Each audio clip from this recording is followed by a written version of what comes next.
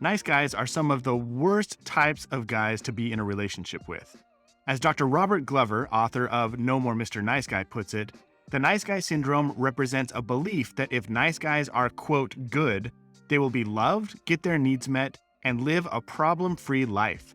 When this life strategy fails to produce the desired results, as it often does, nice guys usually just try harder, doing more of the same. Due to the sense of helplessness and resentment this pattern inevitably produces, nice guys are often anything but nice. Nice guys work hard to curate an image of being giving, selfless, and concerned with the needs and wants of others. They believe that if they're nice, that they'll be rewarded for their niceness with sex from women, promotions at work, acknowledgement from strangers, and praise from their parents. Underneath that nice guy facade is a fear that someday someone might see what's hidden underneath, and their deepest fears would be realized, that they're deeply insecure and desperately need the approval and praise of others to validate that they are good and nice people, because they can't provide that validation for themselves. Now let's get into the details. Here are the 15 symptoms of nice guy syndrome. Nice guys are dishonest. These men hide their imperfections and mistakes from the world. They avoid sharing their honest thoughts, opinions, feelings, or desires with others in order to make them happy in exchange for an unspoken favor down the road or to avoid conflict. Instead of telling the truth, they say what they think others want to hear. You gotta be kidding me. Everything you just said is my favorite thing to do every day.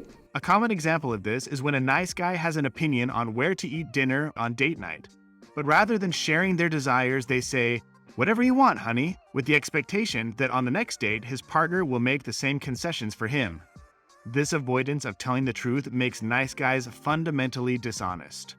Nice guys are secretive. A nice guy is inherently driven to seek approval. As a result, he will hide anything that he believes might disappoint you or upset you, make him feel ashamed, tarnish his nice guy image, or prevent him from getting what he wants in a relationship. Nice guys will hide their porn use, details of past relationships, bad news like the loss of a job, or inappropriate messages they got from their ex. They live by the belief that what my partner doesn't know can't hurt them. Nice guys are compartmentalized. A nice guy is often plagued with feelings of immense shame and worthlessness. To avoid dealing with these emotions, he locks them up in an airtight container and masks his inner shadow by doing everything, quote, right, following the rules, and making everyone around him happy. Deep down, he believes that by doing good and pleasing others, he can make his flaws invisible or, at the very least, inconsequential, which would make him more worthy of love and acceptance. This tendency to compartmentalize also gives nice guys the ability to bend the rules and escape consequences on a technicality, like denying being unfaithful because he never technically engaged in intercourse. Nice guys are manipulative. Nice guys struggle immensely to verbalize their own needs or clearly and directly ask for what they want. After all, asking might lead to rejection, and to them, rejection might mean that they're unworthy of love. And being unworthy of love is a nice guy's worst fear. This makes him simultaneously feel like he's a victim and that he's better than everybody else around him. He wonders why nobody gives him what he wants while simultaneously putting himself on a pedestal for being attentive towards the needs and desires of others. Since asking is off the table, the only way he knows to get his needs met is to manipulate. He pouts, sulks, gives with the expectation of getting something back in return, or takes the moral high ground to guilt or shame others into meeting his needs. Nice guys are controlling. A major priority for a nice guy is keeping his life and relationships free from problems and unnecessary stress. When unexpected issues arise, he experiences an overwhelming amount of anxiety, which starts to leak out in the form of anger, criticism, defensiveness, irritability, annoyance, an inability to focus, a short temper, an inability to make decisions, withdrawal from relationships, or a desire to avoid responsibility. These reactions to stressful situations would tarnish the nice guy's image, and since he can't control his own anxious emotions and thoughts, he attempts to control the people and the things around him. He does this by trying to solve other people's problems, calm other people down, take care of other people's needs, and make other people happy. By controlling his environment and the behavior of others, he doesn't have to learn to control his own turbulent inner world. Nice guys give to get. A nice guy is often a very generous giver. However, his generosity comes with unspoken strings attached. When he says, "I love you," he wants you to respond, "I love you too."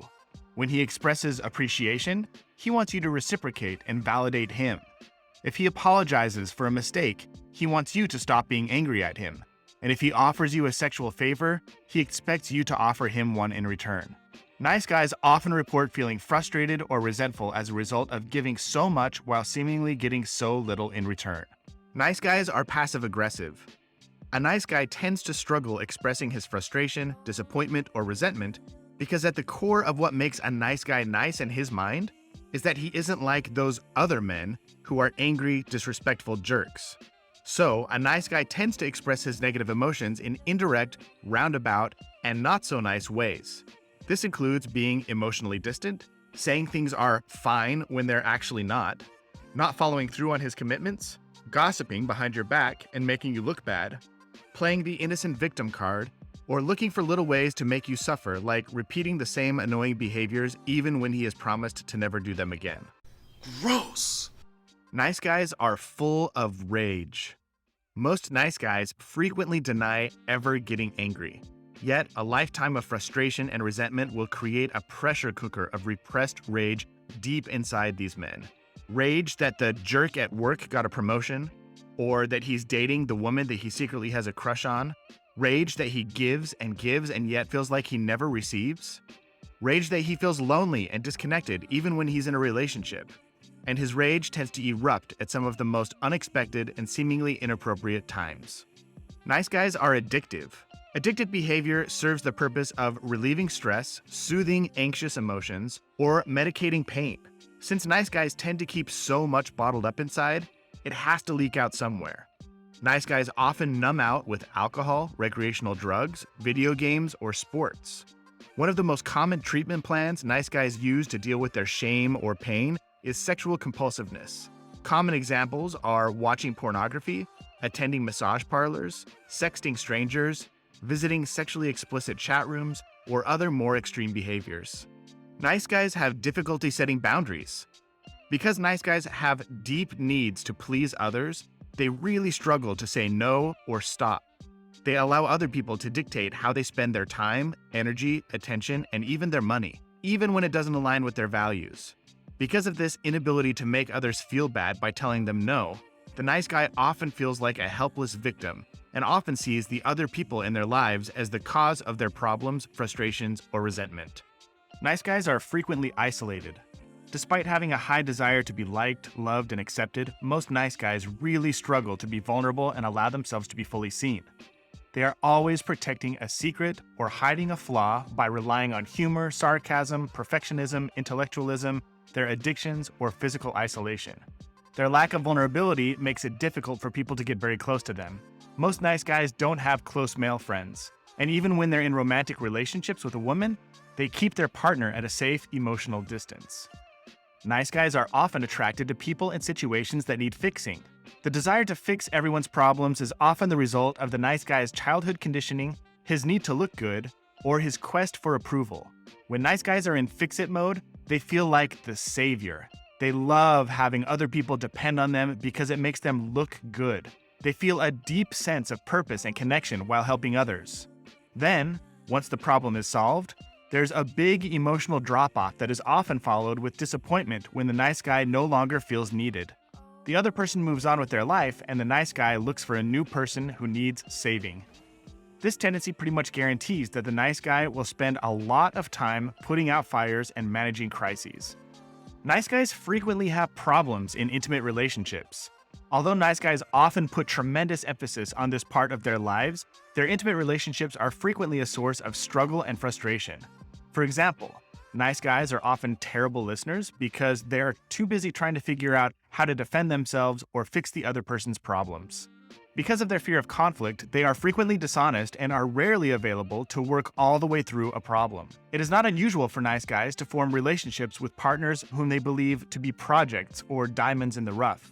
When these projects don't polish up as expected, nice guys tend to blame their partner for standing in the way of their happiness. Nice guys have issues with sexuality.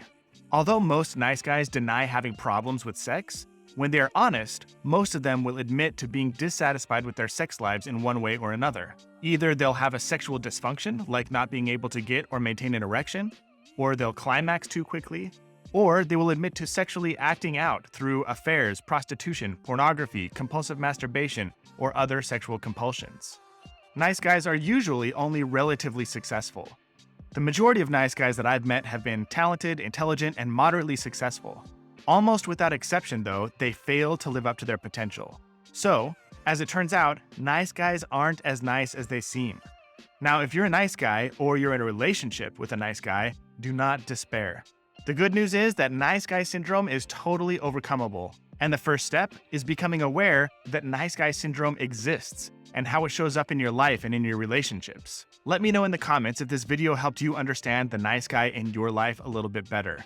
If you found it helpful, in the coming episodes, I can dive deeper into specific nice guy tendencies and how to overcome them. If that sounds like something you'd like to learn more about, make sure that you let me know in the comments and then subscribe and hit the bell so you don't miss out. And make sure you check the description below for links and resources to help you start making progress right now.